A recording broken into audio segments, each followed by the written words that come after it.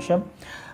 దానికంటే ముందు మనం ఒక సీక్వెన్స్ ప్రకారం అంటే ఈ క్రిస్మస్ సీజన్లో మనం ఉన్నాం కాబట్టి కొన్ని విషయాలు క్రిస్మస్ గురించి నేర్చుకుంటూ వద్దామని పోయినసారి మనం నేర్చుకున్నాం. క్రిస్మస్ని మనం ఎందుకు సెలబ్రేట్ చేసుకోవాలి, ఎందుకు సెలబ్రేట్ చేసుకుంటున్నాం, లేకపోతే ఎలా సెలబ్రేట్ చేసుకోవాలి అనే విషయాల మీద కొన్ని అంశాలను మనం ధ్యానం చేసుకున్నాం. క్రీస్తువారు ఎందుకు వచ్చారు, క్రీస్తువారు ఈ లోకంలో ఎందుకు జన్మించారు అనే విషయాన్ని మనం ఒకసారి ఆలోచన చేసినట్లయితే మనకు అనేకమైన కారణాలు కనిపిస్తాయి.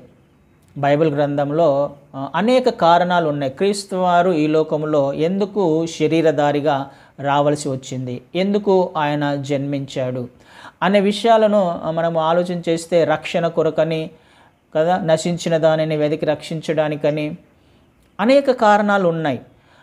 అయితే వీటన్నిటిలో నుంచి కూడా క్రీస్తువారు చెప్పిన ఒక ముఖ్యమైన ఒక అంశాన్ని ఈరోజు నేర్చుకునే ప్రయత్నం చేద్దాం. ఆయన నేను ఎందుకు వచ్చాను ఈ లోకంలోకి అని ఆయననే పరిచయం చేసుకుంటున్నాడు, ఆయననే చెప్పుకుంటున్నాడు. ఒక సందర్భంలో నేను ఎందుకు వచ్చానంటే ఇందుకు వచ్చాను అని చెప్తూ ఉన్నాడు. సో ఆ విషయాన్ని మనం ఈరోజు ధ్యానం చేసుకునే ప్రయత్నం చేద్దాం. యోహాను సువార్త 18వ అధ్యాయము 36 నుంచి 38 వచనాలు, 36, 37, 38 వచనాలను ధ్యానం చేసుకుందాం. యోహాను సువార్త 18వ అధ్యాయము 36, 37, 38 వచనాలను ఒకసారి చదువుకుందాం. ఎవరన్నా చదువుతారా?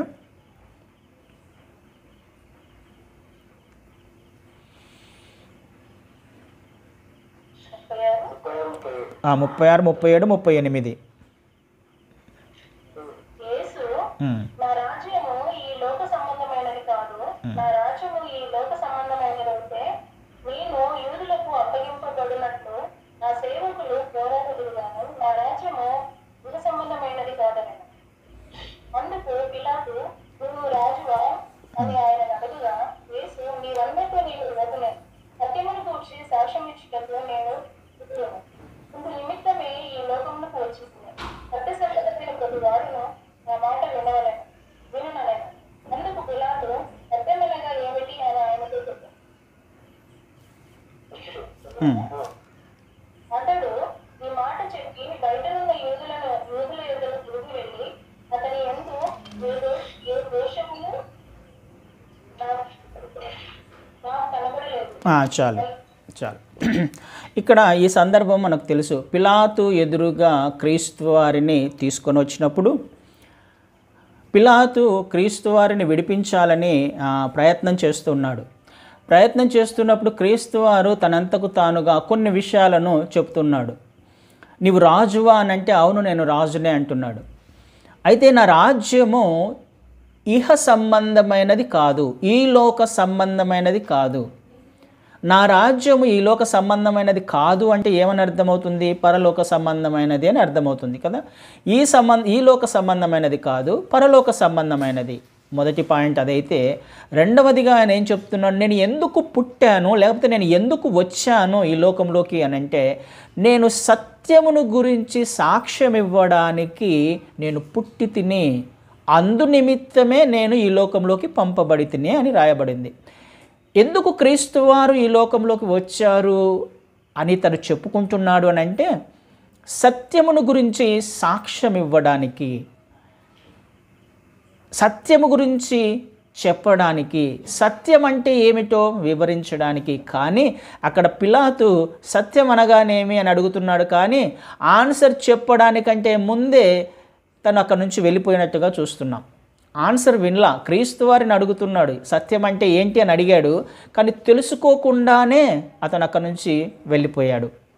ఈ సందర్భాన్ని మనం ఒకసారి జ్ఞాపకం చేసుకుంటే, క్రీస్తు వారు ఏమంటున్నాడు? నేను రాజునే. నిజమే, నువ్వు అన్నట్టు నేను రాజునే. అయితే నా రాజ్యము ఇహ సంబంధమైనది ఈ లోక సంబంధమైనది కాదు. ఒకవేళ ఈ లోక సంబంధమైనది అయితే నా సేవకులు నన్ను అప్పగింపబడకుండాన్నట్లు వారితో పోరాడతారు అనే మాట రాయబడింది. ఇక్కడ ఇద్దరు వ్యక్తుల గురించి క్రీస్తు వారు మాట్లాడుతున్నాడు. అదేవిధంగా రెండు రాజ్యాల గురించి క్రీస్తు వారు మాట్లాడుతున్నారు. ఈ లోక రాజ్యము గురించి, పరలోక రాజ్యం గురించి మాట్లాడుతున్నారు. యూదులకు అప్పగింపబడకుండానట్లు నా సేవకులు, అంటే యూదుల గురించి మాట్లాడుతున్నాడు, నా సేవకుల గురించి మాట్లాడుతున్నాడు కదా. అయితే ఇహ సంబంధమైన వాటిలో ఏమి జరుగుతుంది, ఈ లోక సంబంధమైన వాటిలో ఏమి జరుగుతుంది, పరలోక సంబంధమైన వాటిలో ఏమి జరుగుతుంది, ఈ లోక సంబంధమైన వారు ఎవరు, పరలోకానికి సంబంధించిన వారు ఎవరు అనే విషయము ఈ 2 వచనాలలో మనం అర్థం చేసుకోవాలి. ఈ లోకంలో ఏం జరుగుతుంది? నన్ను యూదులకు అప్పగించారు. యూదులు ఎవరు? తన ప్రజలే కదా. యూదులకు అప్పగింపబడకుండునట్లు ఈ లోక సంబంధమైనదైతే నేను విడిపించబడడానికి నా సేవకులు వచ్చి పోరాడుతారు. అంటే వాళ్ళు పోరాడట్లేదు కానీ అప్పగింపబడ్డాడు. అంటే ఈ లోకంలో ఏమి జరుగుతుందంటే క్రీస్తు వారిని అప్పగిస్తున్నారు. ఎవరు అప్పగిస్తున్నారు? యూదులే. ఎవరు యూదులు? తన ప్రజలే, తన బిడ్డలే. ఈ లోకంలో ఏమి జరుగుతుంది? క్రీస్తు వారిని తన ప్రజలే అప్పగించే ప్రయత్నం జరుగుతుంది కదా. క్రీస్తు వారిని తన ప్రజలే అప్పగించే ప్రయత్నం జరుగుతుంది. క్రీస్తు వారిని అంగీకరించని ప్రయత్నం జరుగుతుంది తన ప్రజలైనప్పటికీ. ఎందుకు తన ప్రజలే క్రీస్తు వారిని అప్పగించే ప్రయత్నం చేస్తున్నారు? ఎందుకంటే ఈ లోక సంబంధమైన ప్రజలుగా వాళ్ళు ఉన్నారు కాబట్టి కదా. ఈ లోక సంబంధమైన ఆలోచనలు, జ్ఞానము, పద్ధతులను వాళ్ళు కలిగి ఉన్నారు కాబట్టి వాళ్ళు పరలోక సంబంధం గురించిన ఆలోచన వారికి లేదు. ఈ లోక సంబంధమైన వాటిలో స్వార్థము, ద్వేషము, అసూయ కదా, ఈ లక్షణాలన్నీ ఈ లోక సంబంధమైన వాటిలో ఉన్నాయి. ఎందుకు క్రీస్తును అప్పగించే ప్రయత్నం చేశారు వాళ్ళు?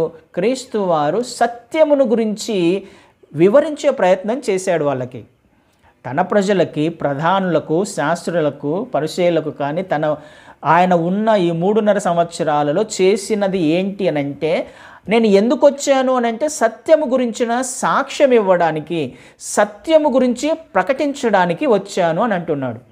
సత్యము గురించి ఆయన చెబుతూ ఉన్నప్పుడు తన ప్రజలైనప్పటికీ అది వారికి ఇష్టంగా లేకపోయింది.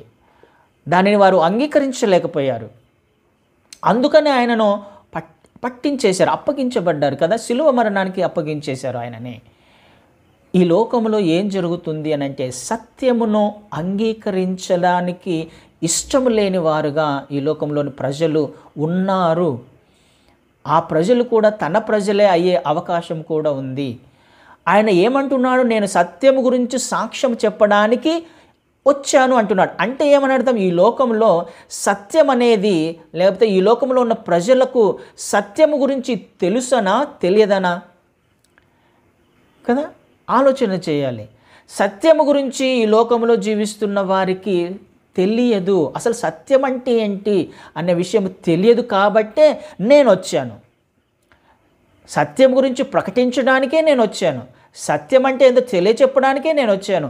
దానిని ప్రకటిస్తున్నప్పుడు, తెలియచెప్పుతూ ఉన్నప్పుడు అది వారు నా ప్రజలైనప్పటికీ అది ఇష్టం లేకపోయింది వారికి.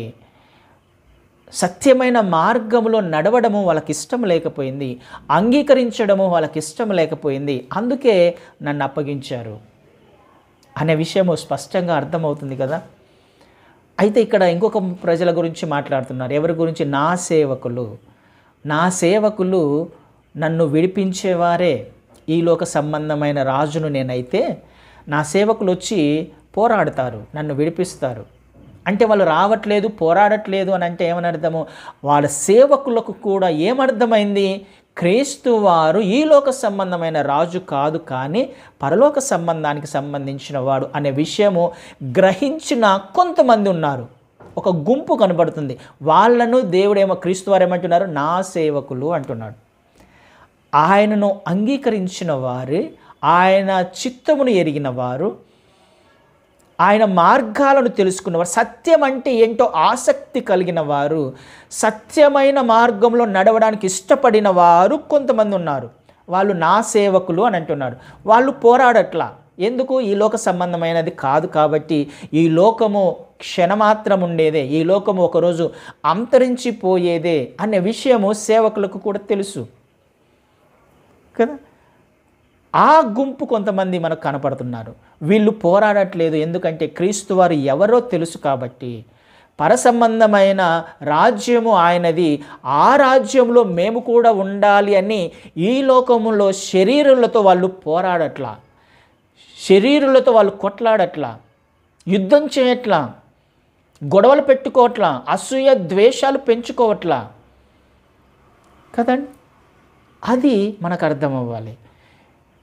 క్రీస్తు వారిని వెంబడిస్తున్న వాళ్ళు తన ప్రజలైనప్పటికీ సత్యమును అంగీకరించడానికి ఇష్టపడిన వాళ్ళే నా ప్రజలు, నా రాజ్యంలో ఉండడానికి ఇష్టపడే వాళ్ళు నా సేవకులు అని క్రీస్తు వారు స్పష్టంగా మాట్లాడుతున్నారు ఈ వచనము ద్వారా.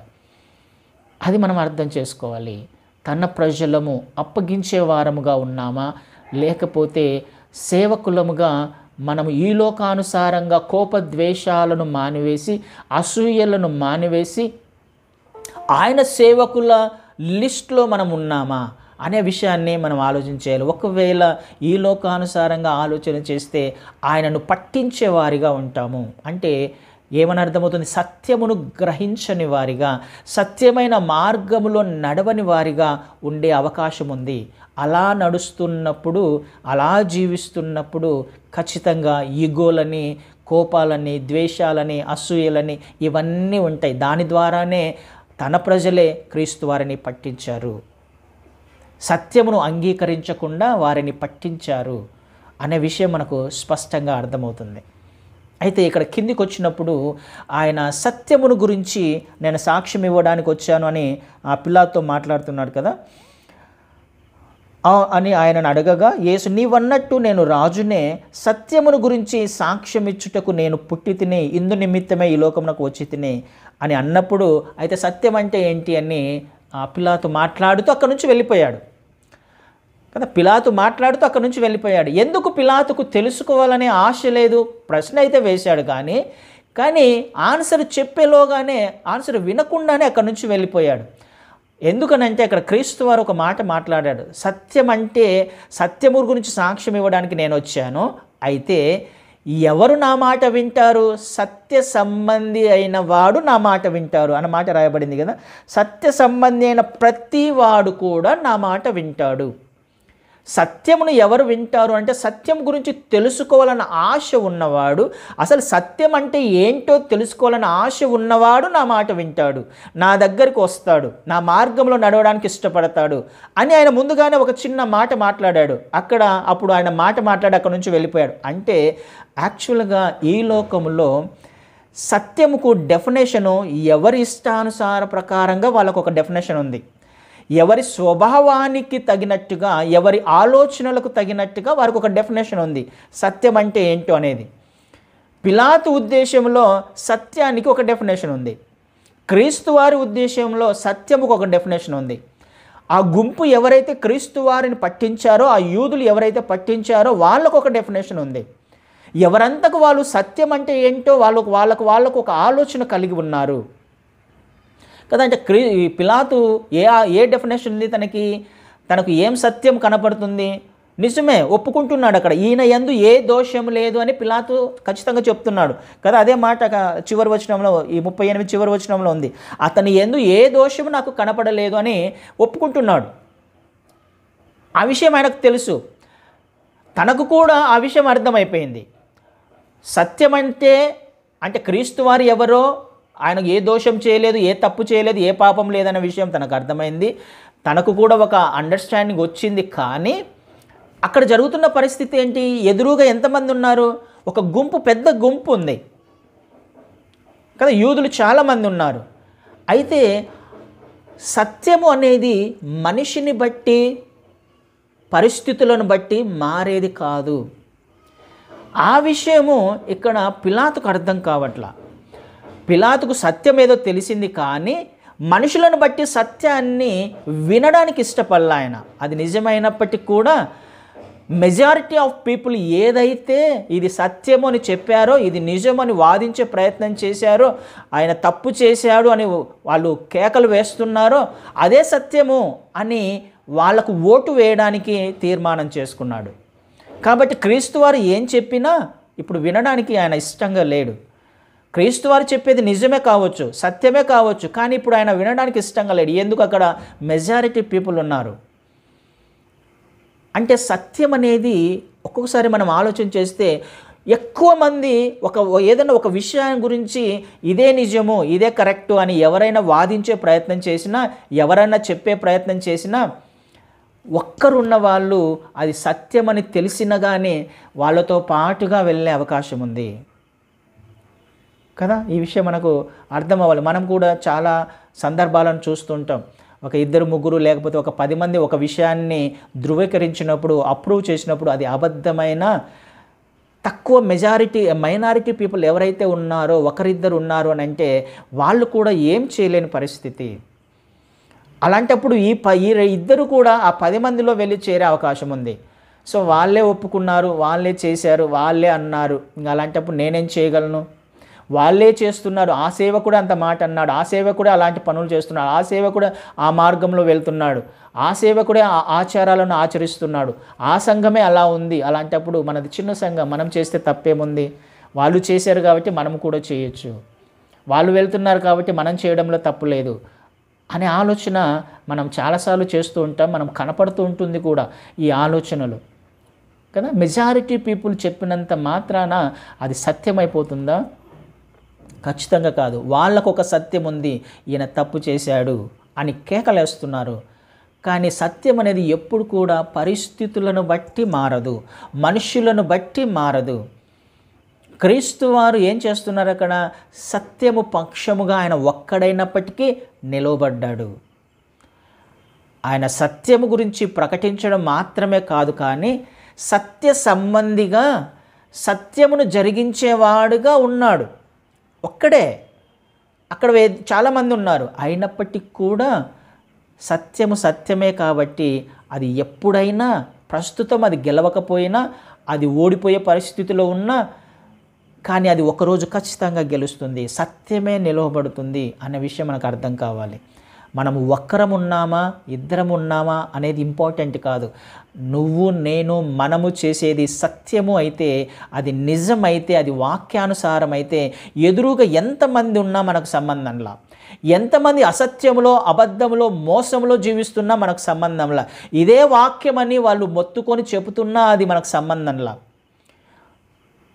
దేవుని వాక్యము ఈ మాట బోధిస్తుంది మనకు, ఇదే సత్యమైన మార్గం అని మనకు అర్థమైతే ఆ మార్గంలో స్టిక్ ఆన్ అవ్వమంటున్నాడు క్రీస్తు వారు. దాని కొరకు ఆయన తనను తాను అప్పగించుకోవడానికి కూడా ఇష్టపడ్డాడు కదా, చనిపోవడానికి కూడా ఇష్టపడ్డాడు. అసత్యము చేయడానికి, అబద్ధములో జీవించడానికి, మోసం చేయడానికి వాళ్ళు అంటున్నారు కదా అని చెప్పేసి వాళ్ళతో పాటు వెళ్ళడానికి క్రీస్తు వారు ఇష్టపడట్లా. అది ఉంది కాబట్టే, అలాంటి మోసము, అబద్ధాలు ఈ లోకంలో ఉన్నాయి కాబట్టే అసలు నిజమైన సత్యం అంటే ఏంటో చెప్పడానికి నేను వచ్చాను అని ఆయన నిలవబడ్డాడు. సత్యం గురించి సాక్ష్యం ఇవ్వడానికి ఆయన వచ్చాడు. అందుకే ఈ లోకానికి వచ్చాడు ఆయన.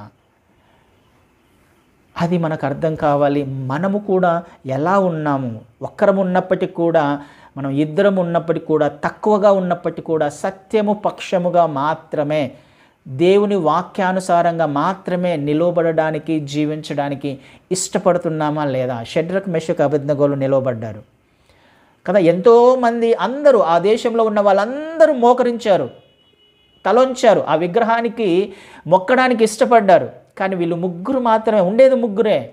అది అబద్ధమని తెలిసినప్పుడు, అది అసత్యమని తెలిసినప్పుడు వాళ్ళు తలలో ఉంచడానికి ఇష్టపడలా కదా. దేశమే సాగిలపడింది విగ్రహానికి. కానీ షడ్రక్, మెషక్, అబేద్నెగోలు విగ్రహానికి సాగిలపల్లా, ఒప్పుకోలా. అది అబద్ధమని తెలుసు కాబట్టి, అసత్యమని తెలుసు కాబట్టి నిలవబడ్డారు. ఎక్కడి దాకా వెళ్ళారు నిలవబడి? అగ్నిగుండంలో అయినా వెళ్ళడానికి ఇష్టపడ్డారు, చావడానికైనా ఇష్టపడ్డారు. సత్యం అది. అంటే పరిస్థితులను బట్టి, మనుషులను బట్టి, అధికారమును బట్టి ఎట్టి పరిస్థితుల్లో సత్యము అనేది మారదు. క్రీస్తు మార్గము మారదు. ఎవరు చెప్పినా, ఏమి చెప్పినా ఆయన చిత్తము, ఆయన ఉద్దేశాలు, ఆయన ప్రణాళిక మారనివి. అదే సత్యం అంటే.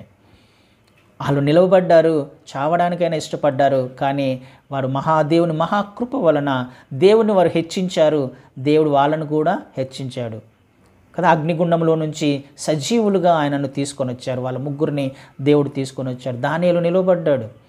అధికారము ఆయనకు వ్యతిరేకంగా లేచింది. అందరూ తప్పు చేస్తున్నారని అన్నారు. సింహం బోన్లో వేసాడు. ఒక్కడైనప్పటికీ ఆయన తల ఉంచలే, పర్వాలేదు అన్నాడు. సింహం బోన్లో వేశాడు. కానీ దేవుడు ఏం చేశాడు? తన పక్షముగా ఉండి సింహపు నోళ్ళను మూయించి దానియేలును బయటకు తీసుకొని వచ్చారు. క్రీస్తు వారు చేసింది కూడా అదే. సత్యము పక్షంగా నిలవబడ్డాడు. తప్పు వాళ్ళు చేస్తున్నారని తెలిసినప్పటికీ కూడా, ఎంతోమంది ఉన్నారని తెలిసినప్పటికీ కూడా ఆయన భయపల్ల సత్యము పక్షముగా నిలవబడ్డాడు. శిలువ మరణానికి కూడా అప్పగించబడ్డాడు. అర్థం చేసుకోవడానికి ప్రయత్నం చేద్దాం. సత్యం అనేది ఎప్పుడు కూడా, ఏనాడు కూడా పరిస్థితులను బట్టి, లేకపోతే మనుషులను బట్టి, అధికారమును బట్టి ఎట్టి పరిస్థితులలో మారదు అనే విషయము మనం అర్థం చేసుకోవడానికి ప్రయత్నం చేయాలి. ఇంకొక మాట చూసి ముందుకు వెళ్దాం. యోహాను సువార్తలోనే 8వ అధ్యాయము 31, 32 వచనాలు ఒకసారి చూద్దాం.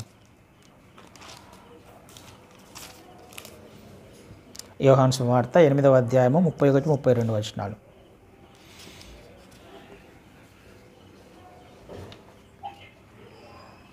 కాబట్టి యేసు తనను నమ్మిన యూదులతో, మీరు నా వాక్యమందు నిలిచిన వారైతే నిజముగా నా పోషకులై ఉండి సత్యమును గ్రహించెదరు. అప్పుడు సత్యము మిమ్మును స్వతంత్రులుగా చేయునని చెప్పగా, వారు మేము అబ్రహాము సంతానము. చాలమ్మా 30. ఇక్కడ క్రీస్తు వారు అక్కడ కూడా ఒక మాట నమ్మిన యూదులతో అనే మాట రాయబడింది కదా. క్రీస్తు వారు తనను నమ్మిన యూదులతో, తననే నమ్మారు, తన యందు విశ్వాసం ఉంచారు. కానీ వాళ్ళు ఏం చెప్తున్నారు? క్రీస్తు వారు చెప్పిన మాటని కిందికి వచ్చినప్పుడు, ఆ మాట మాట్లాడుకుంటూ వచ్చినప్పుడు, ఆ నమ్మిన యూదులే, క్రీస్తు వారి యందు విశ్వాసం ఉంచిన వారే రెబలియస్గా తిరుగుబాటు చేసినట్టుగా, ఆయనకు వ్యతిరేకంగా మాట్లాడినట్టుగా మనం చూస్తాం. కిందికి చదువుకుంటూ వచ్చినప్పుడు ఆయనను నిందించినట్టుగా, ఆయనను ఒక్కొక్కసారి భయంకరమైన మాటలతో తిడుతూ ఉన్నారు. ఎవరు? నమ్మిన యూదులే. ఎందుకు? సత్యము గురించి చెప్పుకుంటూ వస్తాడు. కిందికి వచ్చినప్పుడు తను నమ్మిన యూదులతో కిందికి వచ్చినప్పుడు చెప్పుకుంటూ వచ్చినప్పుడు వాళ్ళు ఇదైపోతుంది. వాళ్ళ హృదయం కఠినపరచబడుతుంది. వాళ్ళు క్రీస్తు వారిని నిందించే స్థాయికి వెళ్తారు, తిట్టే స్థాయికి వెళ్తారు కదా.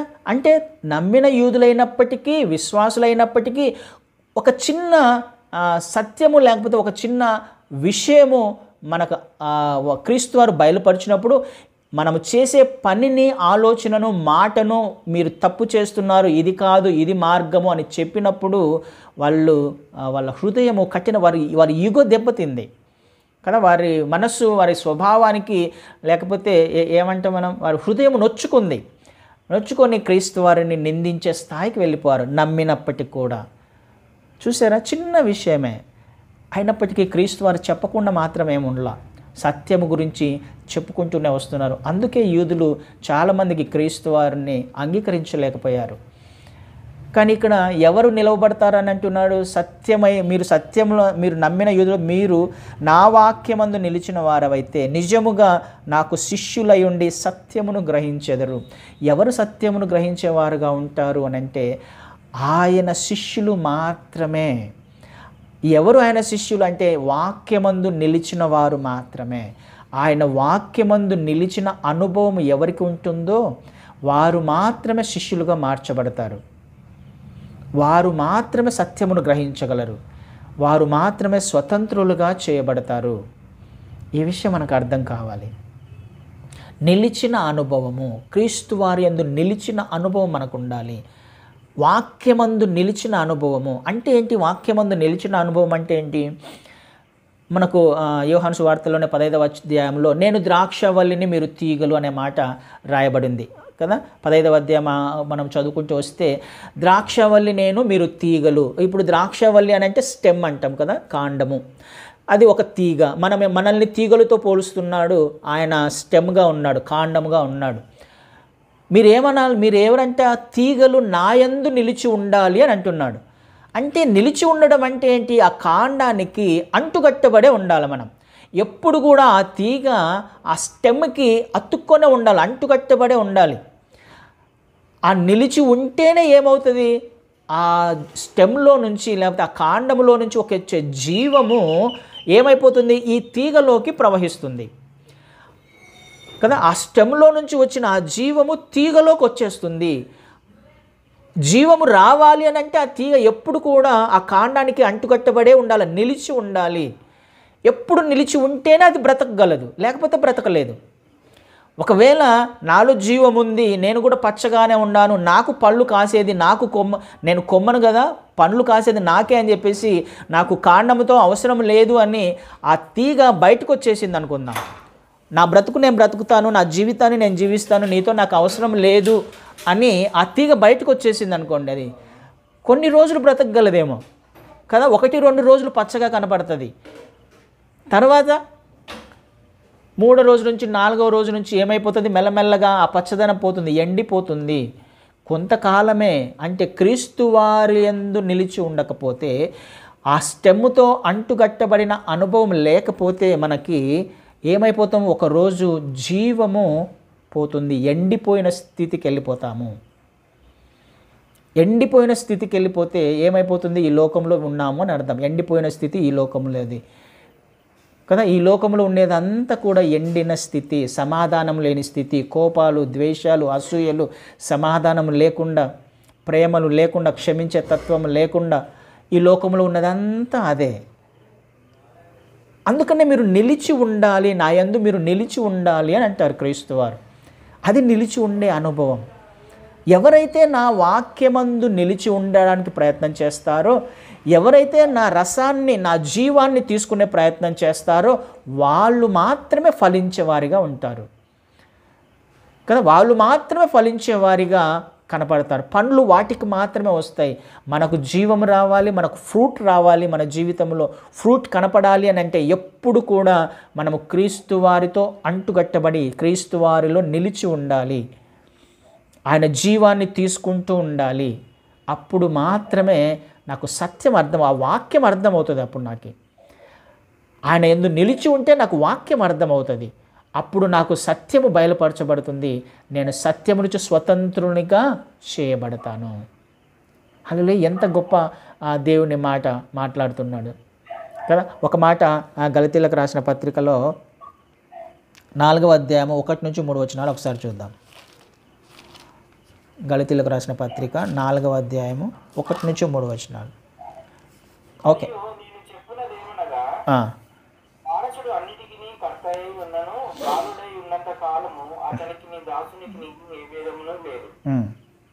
తండ్రి చేత నిర్ణయించుకున్న దినము వచ్చే వరకు అతడు సంరక్షకుల యొక్కయు గృహ నిర్వాహకుల యొక్కయు ఆ దినంలో ఉండును. అటువలే మనము బాల్యమై ఉన్నప్పుడు లోక సంబంధమైన మూల పాఠములకు లోబడి దాసులమై ఉంటుంది. చాలు. ఇక్కడ ఒక చిన్న ఉపమానం చెప్తున్నారు. ఇక్కడ ఏమని ఉంది? ఒక పిల్లవాడు ఉన్నాడు, ఒక కుమారుడు, తల్లిదండ్రులు ఉన్నారు, చనిపోయారు.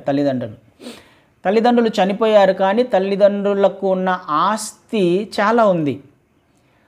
ఇప్పుడు ఈ కుమారుడు ఈ తల్లిదండ్రులకు ఉన్న ఆస్తికి వారసుడే, ఆటోమేటిక్గా కుమారుడు వారసుడు అయిపోతాడు.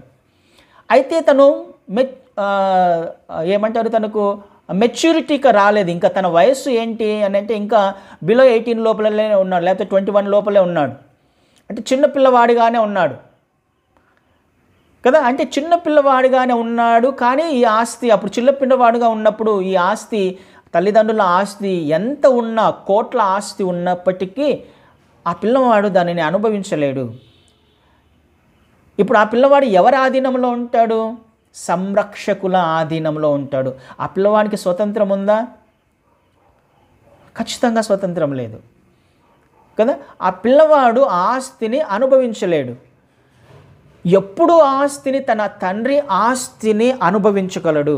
స్వాతంత్రం వస్తుంది, తనకి స్వేచ్ఛ వస్తుంది, తన ఇష్ట ప్రకారము జీవించగలడు అని అంటే ఎప్పుడు మెచ్యూరిటీలోకి వచ్చినప్పుడు, తనకు ఎప్పుడు 21 సంవత్సరాలు వచ్చిన తర్వాత అప్పుడు ఆస్తి తన చేతికి వస్తుంది కదా. తన తల్లిదండ్రులు కలిగి ఉన్న ఆస్తి అంతకు వారసుడు ఇప్పుడు తను అవుతాడు. అంతవరకు సంరక్షకుల చేతిలోనే ఉండాలి, చెప్పిన పని చేస్తూనే ఉండాలి కదా. ఒక దాసునిగా మాత్రమే జీవించాలి. తను సొంత నిర్ణయాలు తీసుకోవడానికి, ఇష్టం వచ్చినట్టు ప్రవర్తించడానికి లేదు.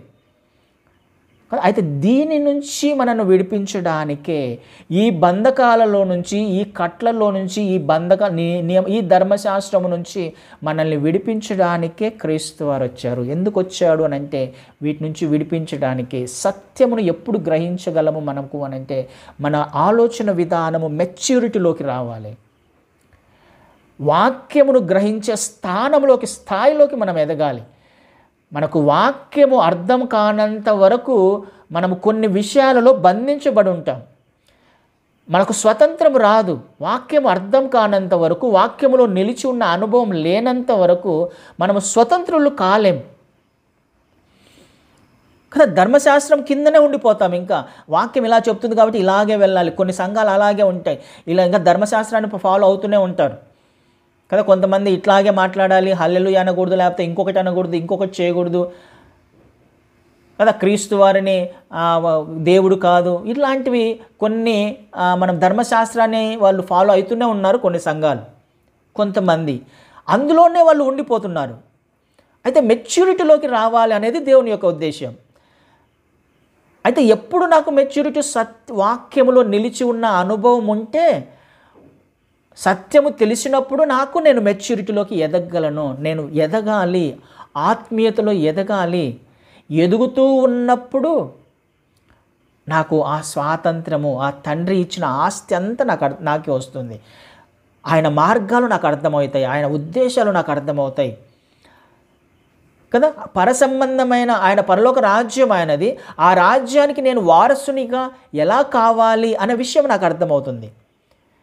నాది ఇహ సంబంధమైనది, ఈ లోక సంబంధమైనది కాదు, పర సంబంధమైనది అయినప్పుడు ఆ పర సంబంధమైన ఆ రాజ్యంలో నేను ఉండడానికి నేను ఏం చేయాలన్న విషయం నాకు అర్థమవుతుంది. ఎప్పుడు నేను వాక్యములో నిలిచి ఉన్నప్పుడు, వాక్యం నాకు అర్థమవుతున్నప్పుడు, ఆ మెచ్యూరిటీలోకి నేను ఎదుగుతూ ఉన్నప్పుడు నాకు ఆటోమేటిక్గా ఆయన యొక్క వారసత్వం నాకు వస్తుంది. ఆయన ఇచ్చిన నాకు ఆ స్వేచ్ఛ నాకు అర్థమవుతుంది. అప్పుడు నేను స్వతంత్రునిగా చేయబడతాను. ఈ విషయం మనకు అర్థం కావాలి.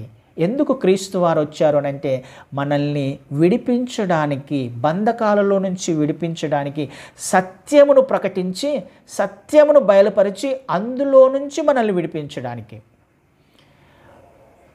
కదా. అందుకే సత్యం అనేది ఎప్పుడైనా ఒకే విధంగానే ఉంటుంది, అది మారదు. ఎవరు చెప్పినా సత్యము సత్యమే. ఇక్కడ ఆ విషయము ప్రకటించిన, అమెరికాలో చెప్పినా 2 రెట్లు 4 అవుతుంది, కానీ 2 రెట్లు 3 అవ్వదు కదా. ఎక్కడైనా కానీ అది ఒకటే ఉంటుంది. దాని పక్షముగా మనము నిలవబడే ప్రయత్నం చేస్తే, ఆ సత్యము పక్షముగా నిలవబడడానికి అది కష్టమైన, నష్టమైన, మన హృదయాన్ని చంపుకొని అయినా, అంటే మనం కొన్నిటికి అలవాటు పడింటాం కదా. కొన్ని పద్ధతులకి, కొన్ని ఆచారాలకు, కొన్ని అలవాట్లకు, కొన్ని మాటలకి వాక్యంలోనే వాక్యానుసారంగా కొన్నిటికి అలవాటు పడి ఉంటాం. అది తెలియక దానినే ధర్మశాస్త్రము అని అంటుంది. ఆ ధర్మశాస్త్రం కింద ఉండిపోతాం మనం. వాళ్ళు చేస్తున్నారు కదా, మనం ఎందుకు చేయకూడదు?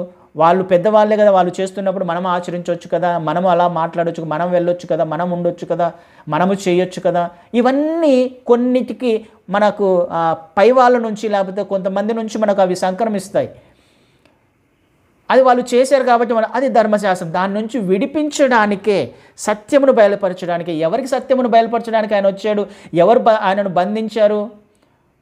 యూదులే కదా, తన ప్రజలే. ఎవరు? ధర్మశాస్త్రోపదేశకులే, శాస్త్రులే, పరిచయులే, వాక్యమును తెలిసిన వాళ్ళే ఆయనను అప్పగించారు. అంటే ఏంటి? కొన్నిటికి వాళ్ళు అలవాటు పడ్డారు, దాంట్లో నుంచి బయటికి రాలేక క్రీస్తు వారిని అప్పగించారు. అది జరుగుతుంది. మనం ఎలా ఉన్నాము, వాక్యము మనకు అర్థమవుతుందా? అది కష్టమైనా, అది మనల్ని ఇబ్బంది పెట్టినా, వాక్యము పక్షముగా మాత్రమే నిలవబడడానికి ఇష్టపడాలి. ఎందుకంటే అది సత్యము కాబట్టి, అది అబద్ధం కాదు. ఒకవేళ నన్ను ఇబ్బంది పెడుతుంది, బాధ పెడుతుంది అని అంటే మనము దానిని ఒప్పుకోవట్లేదు అని పక్కకు పోతే, వాక్యానికి పక్కకు పోతే ఏమవుతుంది? అసత్యంలో ఉన్నాం, అబద్ధంలో ఉన్నాం, మోసంలో ఉన్నాం. వేరే ట్రాక్లో జీవిస్తున్నామని అర్థం, క్రీస్తు మార్గంలో కాదు. అది అర్థం కావాలి మనకి. ఆయన ఎందుకు వచ్చాడు? సత్యమును ప్రకటించడానికి మాత్రమే, సత్యము గురించిన సాక్ష్యం ఇవ్వడానికి మాత్రమే ఆయన వచ్చినట్టుగా మనం చూస్తున్నాం. కాబట్టి మనం అర్థం చేసుకుందాం, క్రీస్తు వారి జననము ఎందుకు జరిగింది ఈ లోకంలో అంటే సత్యము గురించి సాక్ష్యం ఇవ్వడానికి. ఆ సత్యం అంటే ఏంటో మనం తెలుసుకోవాలంటే వాక్యములో మనం వెతకాలి, వాక్యము చేత అంటుగట్టబడి ఉండాలి. ఆయన రాకడ అతి సమీపముగా ఉంది, ఆయన త్వరలో రాబోతున్నాడు. ఎవరు ఆయనతో పాటు ఎత్తబడతాడు? ఆయన రాజ్యంలో ఎవరు ఉంటారు అని అంటే సత్య సంబంధి అయిన వాడు మాత్రమే. నా మాట ఎవరు వింటారు అని అంటున్నాడు ఆయన.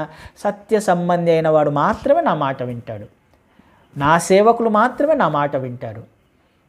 కష్టమైన నష్టమైన మన ఈగోలను పక్కన పెట్టి, మన కోపద్వేషాలను ఆలోచనలను, ఈ లోకంలో మనము ఉన్న ప్రతి పరిస్థితిని పక్కన పెడితే అప్పుడు మనకు సత్యం అర్థమవుతుంది. అప్పుడు సత్య సంబంధిగా, సత్యమును జరిగించేవారిగా మనం ఉంటాము, ఆయన రాజ్యంలో చేర్చబడతాం. హల్లెలూయా.